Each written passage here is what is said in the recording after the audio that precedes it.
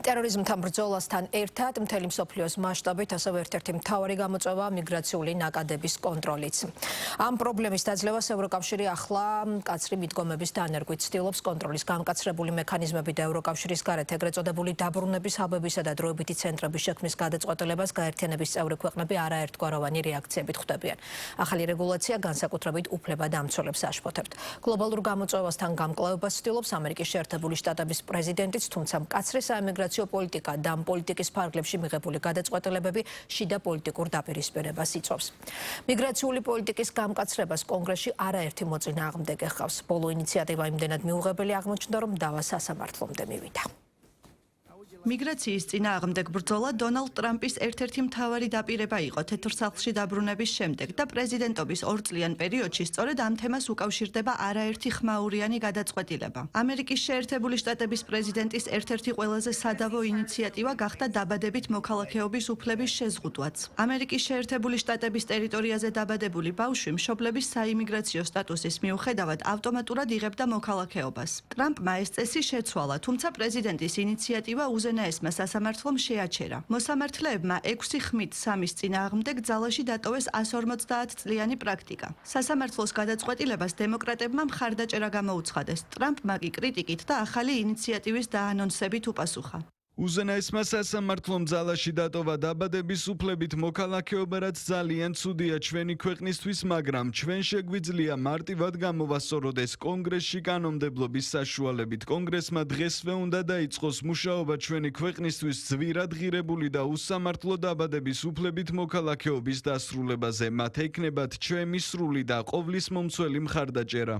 ტრამპმა სცადა ჩვენი ქვეყნის ერთ-ერთი ყველაზე მკაფიო კონსტიტუციური გარანტიის გაუქმება და ვერ შეძლო. ჩვენ გავიმარჯვეთ, ის დამარცხდა. დაბადებით მოქალაქეობა დაცულია კონსტიტუციის მე-14 შესწორებით და იმ წმინდა დოკუმენტით, რომელსაც კონსტიტუცია ჰქვია. არც ერთ პრეზიდენტს არ აქვს ძალაუფლება გადაწყვიტოს, ვინ არის ამერიკელი. ამას კონსტიტუცია განსაზღვრავს და ამას ის ძალიან გამჭვირვალედ და ნათლად ამბობს. ტრამპის ადმინისტრაციის საიმიგრაციო პოლიტიკა, როცა რამდენიმე შტატში მიგრანტების წინააღმდეგ სპეციალური რეიდები მოეწყო, არაერთხელ გამხდარა საერთაშორისო კრიტიკის საგანი, განსაკუთრებით რომის პაპის მხრიდან. ვატიკანი მიიჩნევს, რომ მიგრაციის მართვა არ უნდა ხდებოდეს ადამიანის ღირსების შელახვისა და ჰუმანიტარული პრინციპების დარღვევის ხარჯზე. თუმცა პონტიფიკოსის კრიტიკა ტრამპის ადმინისტრაციის უკმაყოფილებას იწვევს. ირანში ომის შემდეგ მიგრაციის საკითხი ხდება კიდევ ერთი თემა, რომლის გამოც ვატიკანსა და ვაშინგტონს შორის ურთიერთობა იძაბება.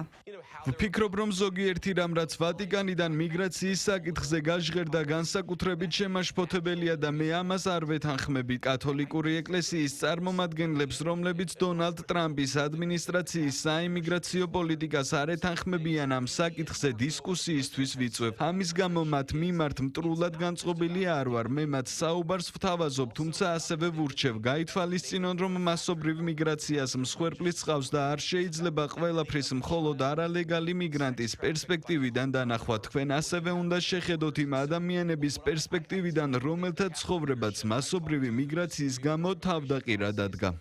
მიგრაციის საკითხზე მკაცრი მიდგომები სულ უფრო აქტუალური ხდება ევროპაშიც. ევროკავშირის ქვეყნები ცდილობენ გააძლიერონ კონტროლი და შეცვალონ არსებული სისტემა, რომელიც მათი შეფასებით მიგრაციულ გამოწვევებს ვეღარ უმკლავდება. ევროპარლამენტმა დაამტკიცა ახალი რეგულაცია, რომელიც წევრ ქვეყნებს საშუალებას აძლევს ევროკავშირის ფარგლებს გარეთ შექმნან ეგრეთ წოდებული დაბრუნების ჰაბები. რეგულაციის მიხედვით მესამე ქვეყნებთან შეთანხმების საფუძველზე შესაძლოა შეიქმნას დროებითი ცენტრები, სადაც თავშესაფრის მოთხოვნის უარყოფის შემდეგ მიგრანტები წარმოშობის ქვეყანაში დაბრუნებამდე დარჩებიან. ცვლილების მხარდამჭერები აცხადებენ, რომ არსებული სისტემა ვეღარ უმკლავდება მიგრაციულ ნაკადებს, თუმცა ინიციატივას კრიტიკოსებიც ჰყავს. არასამთავრობო ორგანიზაციები და უფლებადამცველები ამბობენ, რომ ევროკავშირის გარეთ მსგავსი ცენტრების შექმნა და მიგრანტების მიმართ ახალი შეზღუდვების დაწესება ადამიანის უფლებების დაცვის შესახებ კითხვებს აჩენს.